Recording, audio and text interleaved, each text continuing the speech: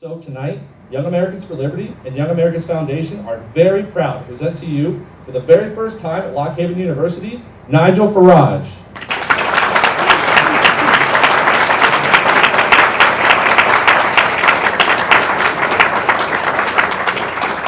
Well, thank you for that, and good evening, Lock Haven. It's a pleasure to be here, and I want to say to all of you, particularly the younger members of the audience, you are living through a really extraordinary and astonishing time in democracy, in politics across the Western world. We've had a series of seismic shocks over the last few years, and it all started on June the 23rd, 2016, when the United Kingdom had a referendum on whether we should leave the European Union or remain a member. And the entirety of the global elite lined up to tell us that we must vote to remain. If we didn't vote to remain, terrible things would happen to us. Indeed, President Obama flew in specially to look down his nose and sneer at your greatest ally and friend in the world, and to tell us that if we went for Brexit, we would go to the back of the line. We were told 500,000 jobs would go immediately, foreign investment would leave the country, growth would collapse, taxes would rise, plagues of black locusts would descend. Well, not quite. But despite all of it, we said the hell with it, we're going to vote to leave the European Union. And then a few short months later, something equally remarkable and unpredictable happened in, yes, the United States of America, where a real estate guy from Queens, fairly outspoken individual, not especially politically correct, called Donald J. Trump. And that morning, when the New York Times and the Huffington Post said there was a 98.1% chance that Hillary Clinton would win the election, and hey, through the middle came Trump, and of course Pennsylvania being one of the most important moments of that election night. He stunned everybody. And then, a year later, we had the elections in Italy, where a political party that had been set up by the country's best-known stand-up comedian, well, it's very tough to tell who the comedians are these days in politics, and Beppe Grillo set up the Five Star Movement.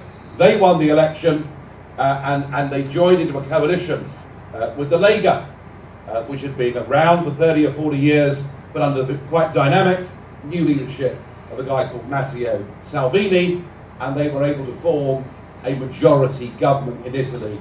Remarkable. Both of those parties, just a few years before, between them, couldn't have mustered more than 5 or 6% in the opinion polls, and suddenly they were over 50%. So they are the three great, dramatic political events that have shocked, I think, in many ways, the Western world over the course of the last few years. And I am in a very fortunate position to speak about them, because I'm the only person alive on Earth who has a stake in all three of those things.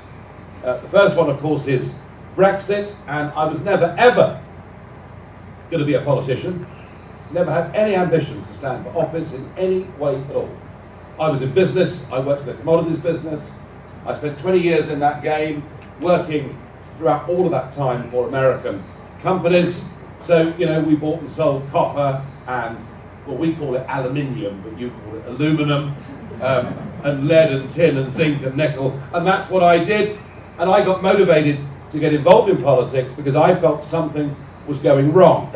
I felt that my country, an ancient country, a country that has had a continuous parliament since the year 1270, a country that has cherished democracy and liberty so very much that indeed Westminster is known as the mother of parliaments, a country that believes in democracy and the nation state so much that twice in the 20th century we went to war to defend the very principle of the independence of, to begin with, Belgium in the First World War and Poland in the Second. And I'll come back to those two world wars of the 20th century and why they matter so much to our debate today. So I dedicated nearly 25 years of my life to fighting for Brexit, and along the way I kind of thought I might become known as the patron saint of lost causes, because arguing we should not be part of this European club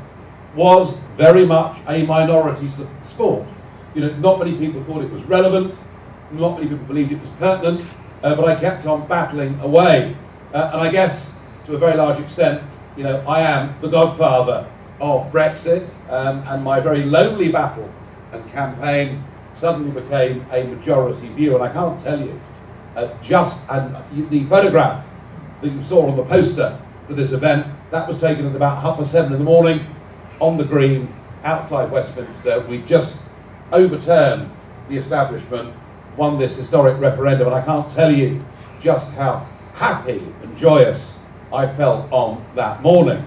3 years on, we're having a little bit of difficulty, and we'll discuss that during the evening too.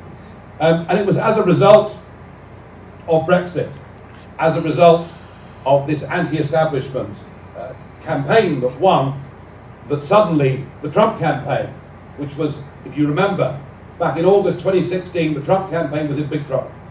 He was 12 to 14 points behind in the polls. They didn't quite seem to know really what the central kernel of the campaign was, and Trump kind of worked it out for himself. He worked it out that if he could pick up and use Brexit and explain to people, living in flyover state America, and indeed in states like this, that actually if the little people were prepared to stand up and fight against the big vested interests, against the big money, against the big politics, in our case it was Brussels, in your case, or in Trump's case, it was the Washington Beltway, the swamp, and all that went with it, that perhaps a surprise victory could happen here too.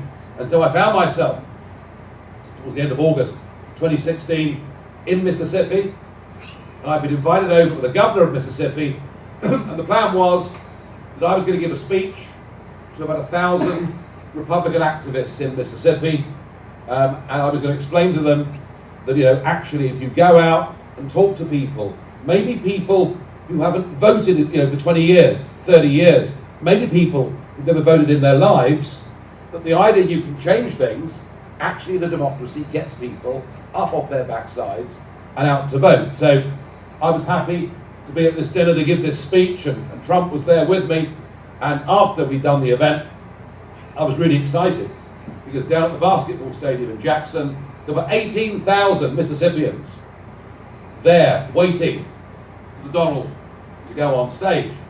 And I was really excited. I thought, wow, just to witness this as an English person, it's going to be really, really exciting. And the event was starting at 7:30. And at 7:20, Stephen Miller, who's now the speechwriter, came over to me and said, oh, Donald was really impressed with what you had to say earlier at the dinner. We'd like you to speak at the rally. I said, I'm sorry. With that, Trump comes over, puts his hand on my shoulder. Gee, Nigel, this is so good of you. So good of you. Thank you so much for agreeing to come on the stage and speak. So there I am with about 8 minutes notice.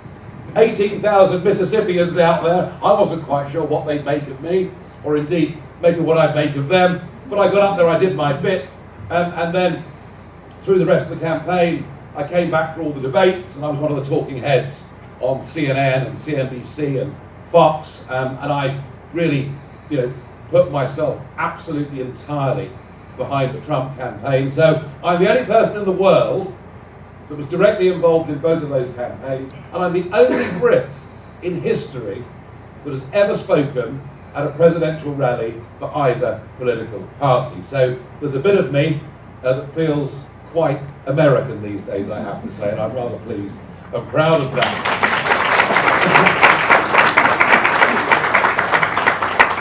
And on to Italy. So Matteo Salvini, his first day in elected politics was in 2004. He was elected to the European Parliament, and I was the leader of the group that Matteo was first in.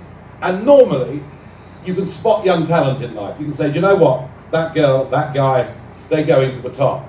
I thought Salvini was one of the most lazy and useless people I'd ever seen in my life. He seemed to spend the whole day at lunch and chasing all the secretaries around the place. But then, I guess in Italy that's kind of what they do. I grossly underestimated Salvini's ability, but I've known him through all these years. Indeed, I know Beppe Grillo and the Five Star Movement too. And the whole thing is known as populism. That's the word that's used, isn't it? Populism.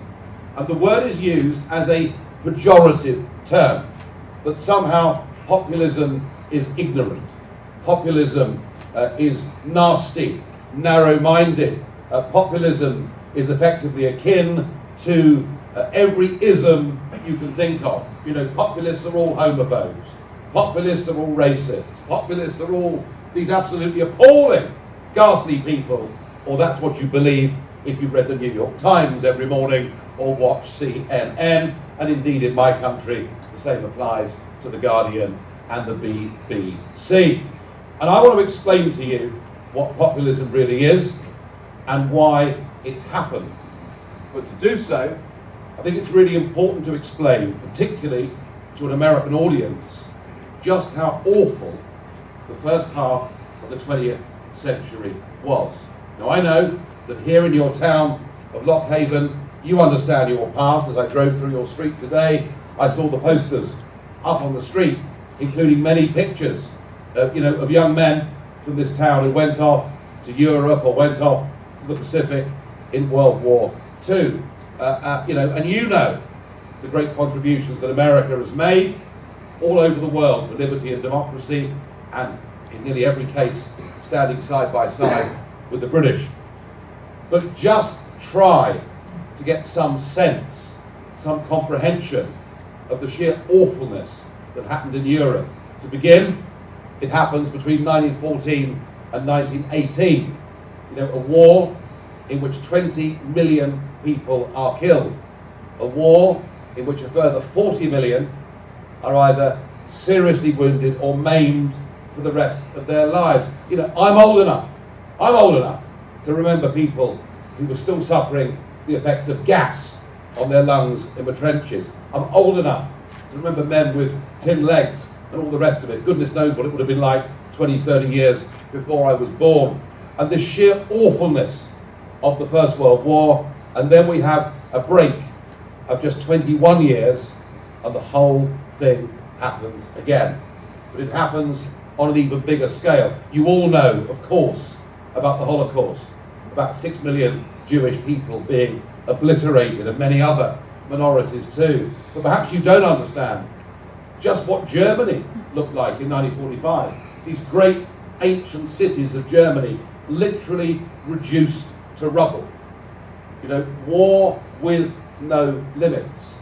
Something truly awful had happened to the entire world, and it had started in Europe. It had started basically because the French and Germans just simply could not get on with each other. And after that war, it was decided by everybody, America particularly, that we had to find some way of making the countries of Europe closer to each other, to respect each other, to find a better way forward. And of course, the idea that France and Germany should trade more with each other. The idea that France and Germany should be at peace with each other. The idea that students in France and Germany should be able to have exchanges. All of these things were absolutely the right and sensible things to do. The problem was that the theory behind the European Union project, and the theory that has shaped the entire globalist agenda ever since that day, and shapes it still, is that the real conclusion that was drawn by the intellectuals, and indeed by the politicians in that post-1945 period, was that it was the very existence of nation states that had led to extreme nationalism, that had led to militarism, that had led to expansionism, and that what actually needed to happen was that nation states needed to be abolished and replaced with new supranational structures. So the objective of the European Union is effectively to render all of those states part of a bigger bloc, and that bigger bloc wouldn't be governed by elected politicians, but governed by a new superclass of highly intelligent and well-educated bureaucrat. That was the intention of the European project from day one. The problem was, they never actually told anybody that was the plan. They sold it as being about trade. They sold it as being about cooperation. And indeed, the European Union, the United Nations, the World Bank, all of these structures that were created post-1945 were all done with the very best of intentions. Just indeed as communism. In 1917, the Tsar gets brought down in Russia and replaced by a communist government. The aims of communism were to make the world a better, safer, fairer place. In fact, what they did was to create a monster that finished up killing 40 million of its own people. The road to hell can be paved with good intentions. Populism, the Brexit vote, the Trump election, the new government in Italy are all now reactions against that post-1945 settlement that has effectively left many of us feeling we're not living in democratic nation states. You know, I fought so hard for Brexit because I thought it was outrageous that 75% of the laws in my country weren't made by us the people through our parliament, but were made through the institutions of the European Union. I thought it was outrageous that the British passport had now been extended to another 400 million people that lived in the rest of Europe, any of whom could come and live and work and settle in my country. And I think the reality, folks, is this. You can have high-minded ideas like communism. You can have a high-minded idea like a new world order, a new form of global government. You can have these ideas, but they only work if people actually want them. And the evidence is people don't want them. The evidence is people want to live in countries. People want to have their own identity. People want to have their own flag. People want to be able to hire and fire those that make the laws under which they live. That is how mankind wishes to structure itself. And all of these three big events that I've talked about are the kickback against that loss of control, the kickback against that loss of freedom. And I absolutely reject and resent the insults that are thrown at those of us who believe the nation state is the right vehicle within which we should live and organise our affairs. It is not racist or xenophobic to say you should control your borders. It is correct and logical that any country should want to choose and make sure it's getting the right people coming into its community who will be able to assimilate and become part of society. Isn't that really, when you think about it, isn't that what's made America a great country? People leaving different parts of the world, coming to settle in the USA, and within a generation, they're all bearing allegiance to the American flag. They're part of the American dream. They've integrated and assimilated in American society. And there are just too many parts of Europe, too many parts of my country, where large migrations have led far from assimilation to actually bits of our cities being completely divided. You know, I could take you to a town called Oldham in the north of England, where literally on one side of the street everybody is white, and on the other side of the street everybody is black, where the twain never actually meet. There is no assimilation. Whole streets in Oldham of people who've lived in my country for over 30 years who don't speak a single word of the English language. These folks are divided societies. These are societies in which resentments build and grow. So I utterly reject and resent the idea that somehow it's narrow, nationalistic and nasty to think you should control your own borders. Now I think in the case of Trump and in the case of Brexit, the astonishing thing is that the normal rules just now don't apply. And this is what I mean by that. Normally, in a democracy, whether you like the result of an election, whether you like the next president or the next prime minister or the result of the ballot measure, which happens in this country, whether you like the result of the election or not, you respect the result of the election, because that is how democracy works. And you can say to yourself, I can't stand this Trump bloke, he's absolutely ghastly.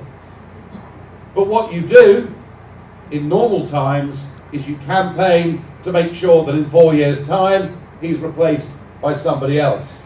But actually what we've seen in both the case of Brexit and Trump is we have seen this new global order, the one that I talked about being constructed post-1945 and now backed up, supported and funded by big multinational businesses and one or two big banks, and they've decided that they don't accept the result of the Brexit referendum. They don't accept the legitimacy of Trump as the President of the USA, and they're doing their damnedest to stop it from happening. I think the Mueller inquiry here was perhaps the classic example of that. Tens of millions of dollars, was it 450 days the inquiry went on for? It led to some of the most irresponsible journalism, I call it journalism loosely, and accusations being thrown around. I mean, I found myself in the middle of it all. According to the BBC, I was a person of interest to the FBI. Indeed, The Guardian, a Sunday edition called The Observer, ran a big double-page spread, and in it was Vladimir Putin, Julian Assange, Steve Bannon, Donald Trump, and whose face was in the middle, with interlinking arrows to all of them, yours truly.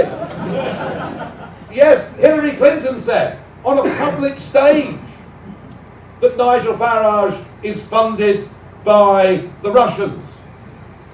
Endless stories in the newspapers that somehow I was on the verge of being arrested the next time I walked into any American airport. I mean, the whole sheer level of well, I tell you what it is, it's fake news, isn't it? That's what Donald calls it, and it's fake news. But literally, any attempt used to do down the legitimacy of anyone that's been involved in this populist revolt, anyone that's been involved in this idea that we need to get back to being democratic nation states. And what happens when Mueller comes out? No Russian collusion, and I was not the centre of this international spider's web. I have to tell you, the day that story was published, I did ring up Steve Bannon. I said, Steve, have you seen this story?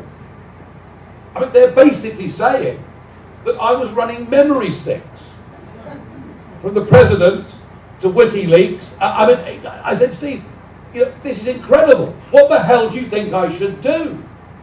And Steve said nothing. He said, they think you're more important than you really are. And in my country, it's manifested itself in a slightly different way. And it is that Tony Blair and John Major, our former Prime Ministers, many members of the House of Commons, a majority of the House of Lords, much of our press, do not accept the result of the referendum. So much so, they've done their best to water it down. They've done their best to delay it. And they're doing their best to make us vote again. I mean, can you believe that? Can you believe that? I mean, this referendum was the greatest democratic exercise in the history of our nation. A massive turnout, a record number of people voting. And far from it being close, it was a victory for the Leave side of a clear 4%, a clear 1.3 million votes, and we all knew what we were voting for. Indeed, the government put a leaflet into each of our households, saying that if you vote to leave, you are leaving the union, you are leaving the single market, you are leaving the customs union. Namely, we were voting to become an independent, self-governing, democratic nation state, a normal country. We knew what that meant, and every single leading proponent of both the Remain camp and the Leave camp said that would be the consequence. And yet now we get the great and the good sneering, saying that Brexit voters didn't really understand what they were voting for. If somehow we are just thick and stupid, and perhaps we don't wash as much as they'd like us to.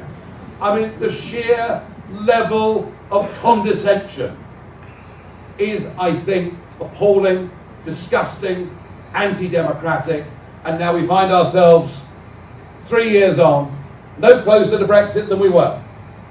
Our Prime Minister, who incidentally is the most useless Prime Minister and the most dishonest Prime Minister I've seen in my lifetime. There we are, I feel better for saying that, thank goodness. If I rang up a former cabinet minister, I rang up a guy called Lord Hesketh, and the older generation might remember him, Formula One motor racing team back in the 70s, big character, and he went on to become, for 7 years, a cabinet minister. And I phoned up Hesketh, I said, Alexander, I said, she is the worst Prime Minister we've had in our lifetimes. He said, well, steady on, old boy.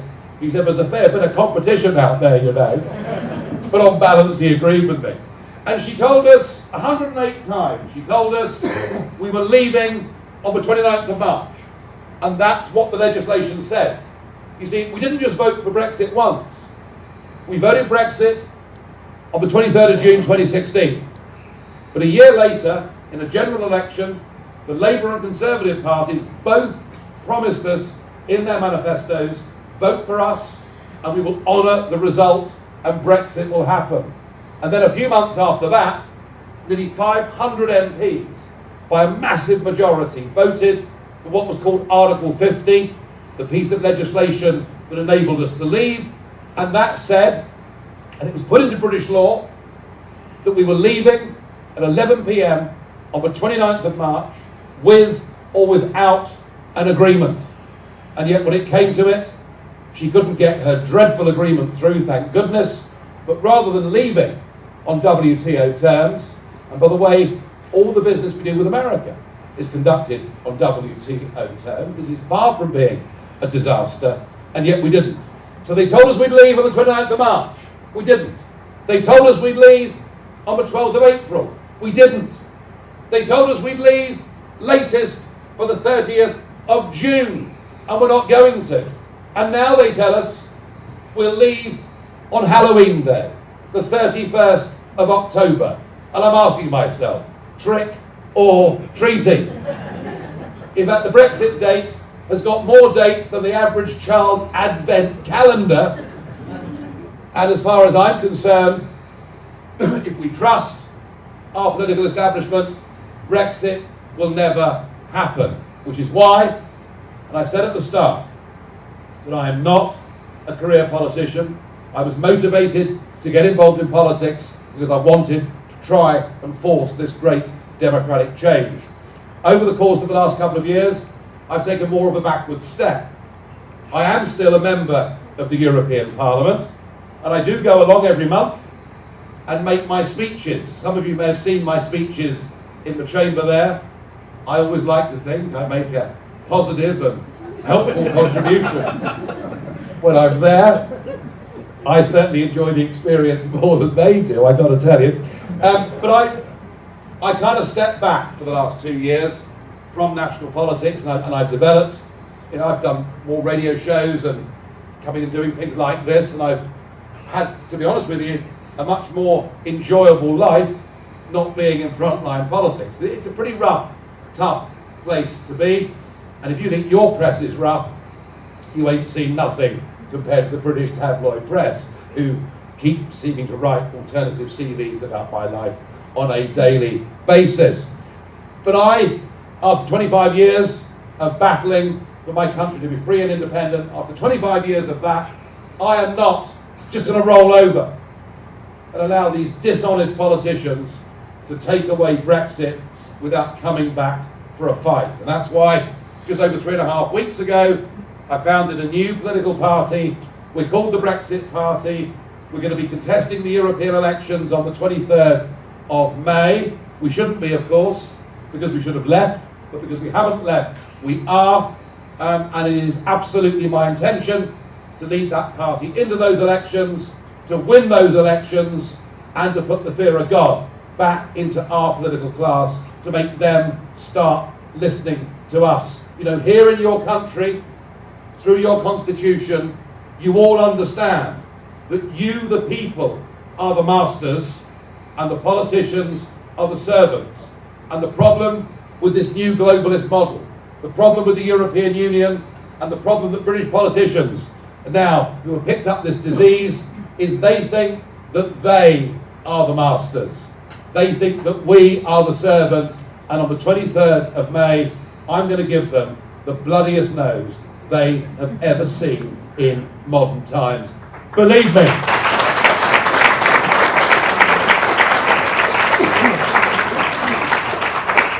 Okay, well, what I've done, I've left loads and loads of room for questions, but not just questions, comments, thought, debate, because I'm keen to get an active debate going in the room. I hope what I said to you makes sense, that basically these structures were set up with the best of intentions, but they've turned into something quite the opposite, I think, in many ways, of what voters thought they were going to be. So I'm really, really keen to open this up, to get some questions.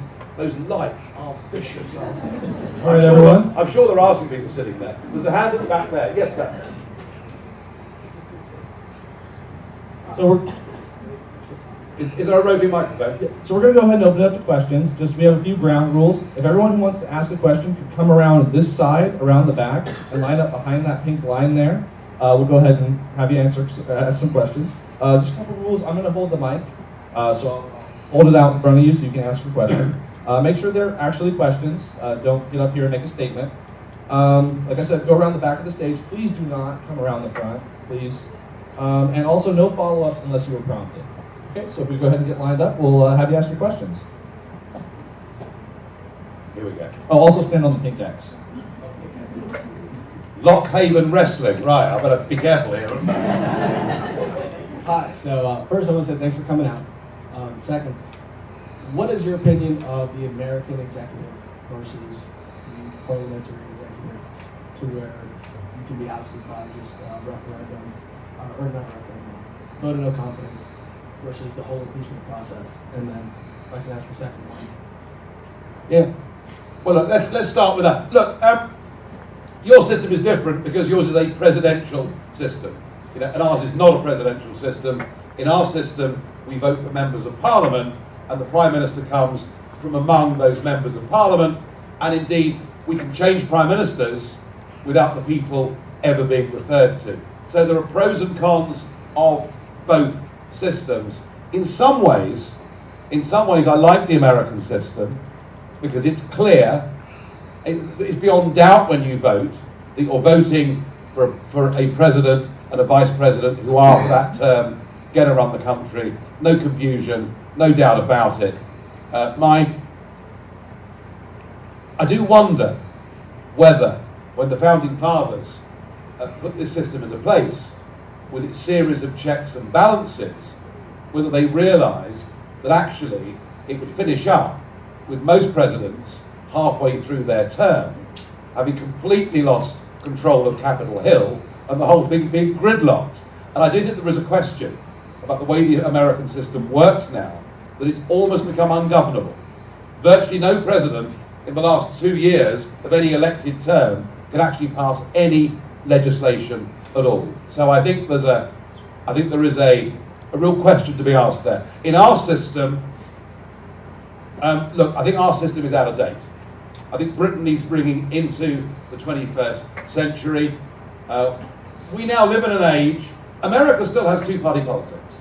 Yeah, you've got the Libertarians and the Greens, but essentially, America is still two-party politics. Politics in Britain and Europe isn't. It's now fractured. It's much more around individual views, and I think our electoral system needs bringing up to date. And our second chamber, I mean, you've got a Senate here as your second chamber. We have something called the House of Lords, which is now filled up with 700 of Tony Blair and David Cameron's mates, who are made Lord X or Y and sit there and vote on legislation, having never been elected, and you can't even sack them, even if they go to prison. So I think British politics needs bringing into the 21st century. And to be honest with you, one of my aims with the Brexit Party is not just to get Brexit delivered, but it's actually to change the system of government that exists within our country, because frankly, it's shown itself to be broken. It's just not working. I'll happily take one more if you want to ask it. After Brexit happens, is the goal to have more trade within the Commonwealth realms than America? Yeah, well, after Brexit happens, let me just tell you something. There's going to be an almighty party, and you're welcome to come and join me if you want. It'll go on for days, I promise you. Look, when we joined what was called the Common Market, in those days, the European economy was about 30% of global GDP. All right? So the argument that you have a tariff-free, quota-free deal with a set of very big countries that are on your doorstep from an economic perspective was very logical. And indeed, my mum and dad both voted for staying part of the common market for those very reasons. Because if they'd known how political it would become, and my parents are both still alive, and I can tell you they both voted Brexit, but they'd have crawled over broken glass to vote Brexit because they felt they were lied to first time round.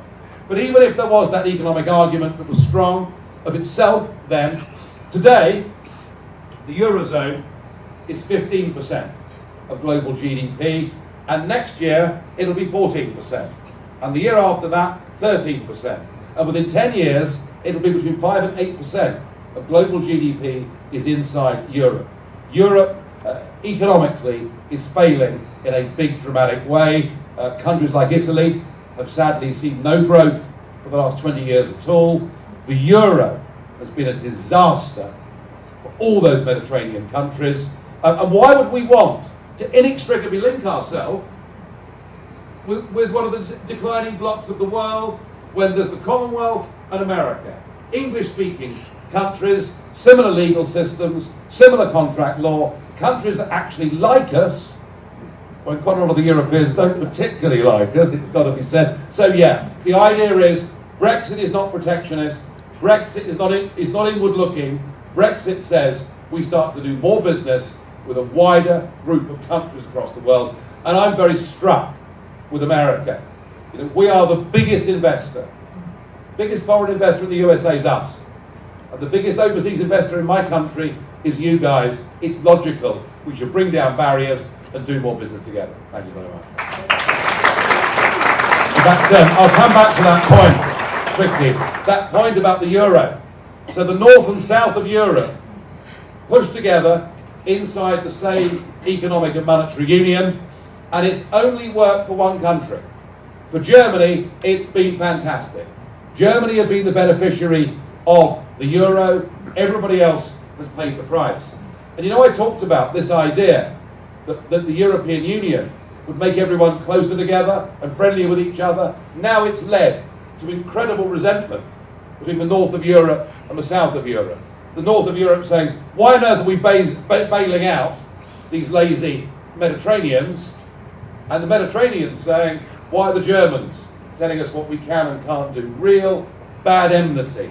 But a little story quickly if I can, about a chap last week who flew into Athens, a German fella, and he got to passport control, gave his passport to the officer. The officer looked at it and said, occupation? And the German said, no, I'm just here on holiday for a couple of weeks, actually. Bit slow, some of you, never mind. Yes, sir. Hello, hi. My name is Halvin Jacobson, and I drove here from Penn State Altoona to come hear you talk today. And a question I had was, you described the town as being like half divided with whites on one side of the street and for other people on the other side of the street? I said black. White skin one side of the street, black the other side. Black, okay, thank you, thank you. And not sharing the same language. And I think that's a bad thing. Okay, well, black, yes, black. My question is, you know, with this kind of divide, how would you handle this situation humanely? For example, like on the United States southern border, with the division of children and parents, that's, many argue, not the most humane way to handle the immigration situation. So I was wondering, in your opinion, what's a humane way to handle that situation? Well, let's deal with that. And I know that President Trump's taken some huge heat on that issue. What all the people throwing their arms up in the air, saying, isn't it disgraceful? What none of them are saying is, the Obama administration did the same thing, and we do the same thing. If a family is found illegally coming into Dover, our southern port, we separate the children and parents as a matter of course. And I do think that some of the criticisms of Trump, and I know the language he uses can be a bit strong at times, but some of the criticisms of Trump are frankly hypocritical, all right? Because actually other regimes behave the same way. My basic point is this. There is a difference, sir, between genuine refugees and those seeking to move for advantage. My family were refugees.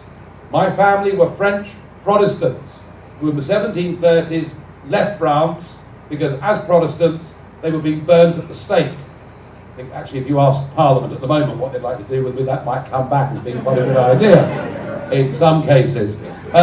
You know, if you go to the 1951 Geneva Convention that actually defines what a refugee is, and a refugee is a man or a woman, you know, who are in genuine fear of their liberty and their life because of their religion, because of their race, because of their orientation. That is what a genuine refugee is. And my country, my own country, has an unparalleled record in the world of helping refugees. We've done it with, in my case, the French Protestants. We've done it twice with big waves of Jewish, firstly from Russia, secondly from Austria, and indeed from Germany too. We've done it with the Ugandan Asians, where they were threatened with being killed by that madman Idi Amin. I have not got a problem with helping genuine refugees, and I'm sure there are many in America who would say, let's help people in problem. But when you see a whole caravan of people headed for the US southern border, they may well come from poorer circumstances than you living in this country. And you may to some extent feel sorry for them, but they don't qualify as refugees. And unless you put some limit, some strictures on it, then frankly the problem won't end. So my heart is open to helping genuine refugees, but once immigration becomes a free-for-all, you've got a problem. And I'm going to finish, so the long answer, I'm going to finish this very quickly by saying this. We, in the United Kingdom, realised that we owed a huge, huge debt to the empire. 40% of all of our manpower and woman power in 2 world wars came from our colonies. They came from Canada, Australia, India, what we now know as Pakistan, Jamaica, you name it. And it was felt post those 2 wars and with the beginning of independence being granted to those countries that we owed a great debt. And so began post-war Commonwealth immigration to Britain. And it started in 1948, and in the 1950s, 60s, 70s, 80s and 90s, for more than 50 years, net migration into the UK ran at about 30,000 a year. That was net migration into the UK. And just after Tony Blair came to power, we had, without doubt, the best race relations, the best interfaith relations, the highest degree of integration of any country in Europe. We had handled this very, very well, and in a way we could be proud of. When it went from net 30,000 a year to net 300,000 a year, we could not even begin or attempt assimilation, and that is when these great divisions in our society occurred. And I do think how we handle this issue really, really matters. Sorry, long answer, but that's how I feel. Thank you.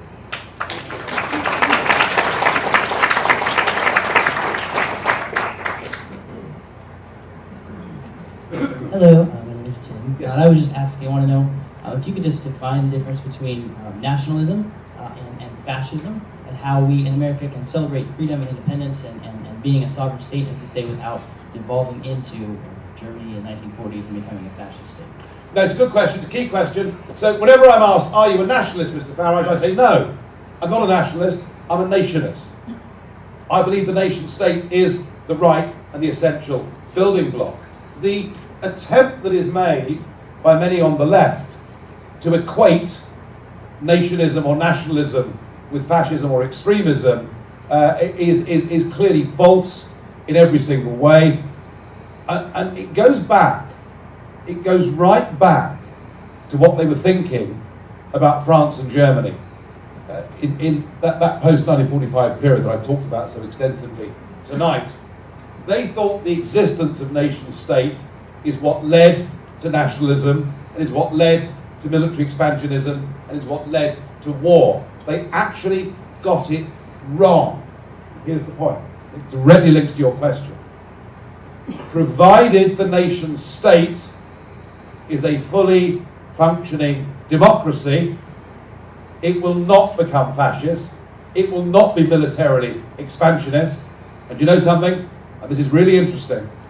There is not one single example of one functioning mature democracy going to war with another functioning democracy.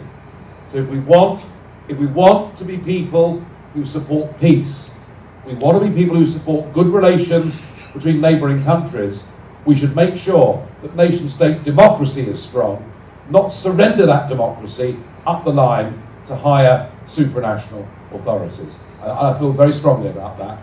And it's just outrageous. You know, I mean, frankly, the real fascism these days, the real intolerance, isn't Matteo Salvini or Donald Trump. It's those on the left who wish to shout down the other side, and indeed, on campuses like this, across America and across the whole of the UK, attempt to no-platform speakers who've got ideas they don't like. That's the real modern fascism, the attempt to close down free speech.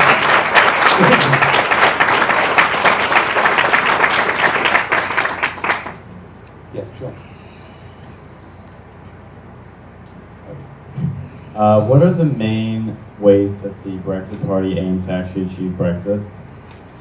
Well, as somebody who'd worked in business, and I'd worked in commodities, I said American-owned firms, but I've actually bought and sold and shipped products all over the world.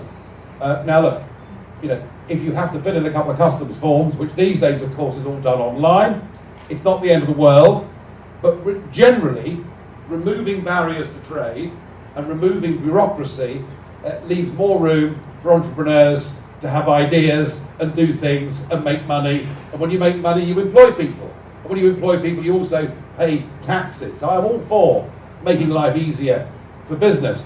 And you know something? For 25 years, I'd said that I wanted us to leave the political structures of the European Union and to replace it with a genuine free trade agreement, which is what my mum and dad thought they were voting for all those years ago. That would and could and should have been achievable. The reason being that we trade at a massive deficit with the European Union.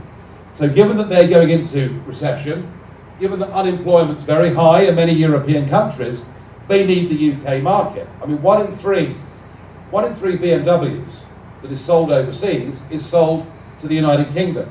And here's a figure for you. The UK imports 110 million bottles of Italian Prosecco every single year. That's what my daughter's generation drink on a Friday night out. Don't ask me why, but there we are. So, you know, if you start to put tariff on Italian Prosecco, you start to put tariff on German motor cars, you know, they're going to pay effectively a bigger price for that than we are. So I've always wanted to have a free trade deal. However, we didn't really ask for it, and the European Union never offered it. And if you're going into a negotiation, and anybody in this room that's ever worked in the private sector, has ever been in a negotiation will know that when you go in, you know, you and I meet, and we're talking about business we're doing, you need to know that if I'm not happy with what you say at this meeting, I'm walking out of that door and I'm taking my business with me. That is how all business negotiations work. The Europeans always knew, that Mrs. May would never ever walk out of the door. So we were in this negotiation from a losing position, and I advocate now that we just simply leave. We leave on World Trade Organization terms. We leave not just the customs union and a single market, but the jurisdiction of the European Court of Justice in Luxembourg. I mean, can you imagine if the Supreme Court in America could be overruled by a court in Mexico? I mean, you wouldn't put up with it in this country, and nor should you put up with it in this country. And so I now want us to leave on WTO terms, have a clean break, and do you know what will happen? Within a couple of weeks of us leaving, they will come on bended knee to us, saying, please, can we have a deal? And we'll say, well, you know, in good time, I'm sure we can sort something out. It's all about having the upper hand in a negotiation. And by the way, I'm not anti-European, all right? I'm not. You know, I married a German woman. I've got 2 daughters who are bilingual, and I've got British and German passports. I've worked in the past for French companies. I've drank more Spanish wine than is good for me. I love Europe. I love Europe. And for those that haven't been, it's a fantastic continent. You drive 100 miles across Europe, you find different people, different languages, different cheeses. I mean, it is a wonderful, diverse place. And provided Europe is made up of democratic sovereign states, working, trading, being friendly with each other, it will go on being a great continent. What I object to are those ancient nation states of Europe now being governed by Mr. Juncker and a bunch of bully boys that we can't vote for and we can't remove. And I'm way more radical than just wanting the UK to leave the European Union. And one of the reasons they fear me so much in Brussels is I want Europe to leave the European Union. I want these structures brought down. I want the bureaucrats all fired, every 30,000 of them. You can see how popular I am when I'm there. Thank you.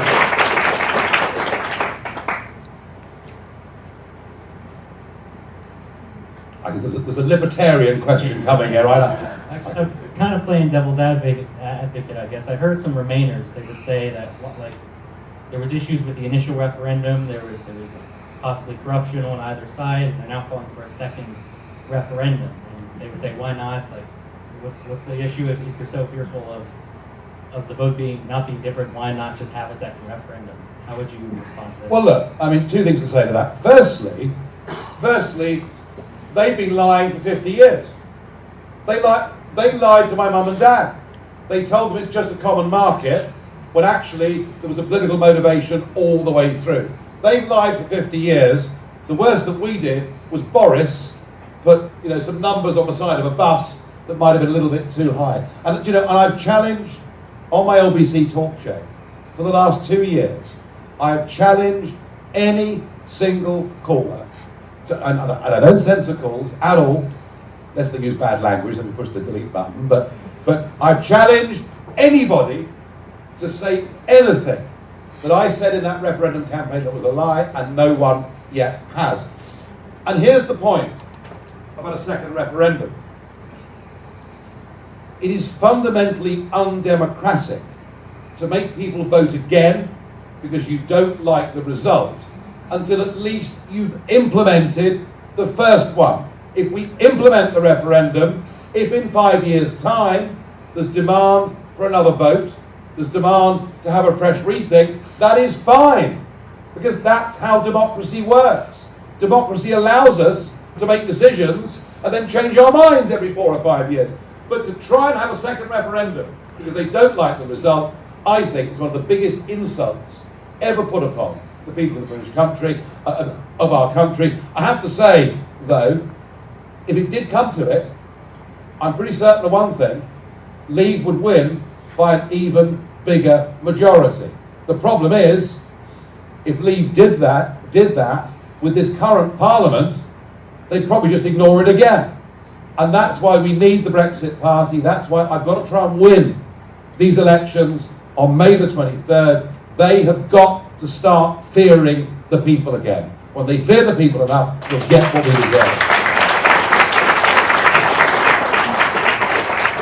Okay, this next question will be our last one, unfortunately. Oh, are they getting bored? I don't know about that. I know you talk about the EU a lot. You talk about the EU. What are your thoughts when you talk about, that the EU makes laws without any consent from the citizens? So what are your thoughts on the UN? Yeah, look, I mean, again, the United Nations is one of these well-intentioned organisations, just indeed as the League of Nations was back in, 1920-21. Look, I am all for international organisations where countries get together as friends that respect each other and you can agree some positions. What I'm not for are international organisations that morph into supranational organisations and then give the ability to make decisions to those organisations. And I have to say there are aspects of the United Nations that are very similar to my friends in Brussels. Too higher salaries, all sorts of ludicrous appointments, despots all over the world getting roles in human rights and all the rest of it. And as I say, the principle of the UN is a good one. The practice of it at the moment is not a very good one. But the highlight for me of the United Nations in the last few years was Donald Trump's speech there that he gave last year. And when anybody ever asks you, what is the doctrine of Trump, I think he laid out in that speech at the UN everything that he as a human being believes. His belief in the nation state, his belief in the democratic process, his belief that bureaucrats, be they in the UN or the EU or elsewhere, should never get above their station. So let's watch the UN like a hawk. It could be a force for good. At the moment, it's a force for bureaucracy, high salaries, and it's costing us a bit too much money.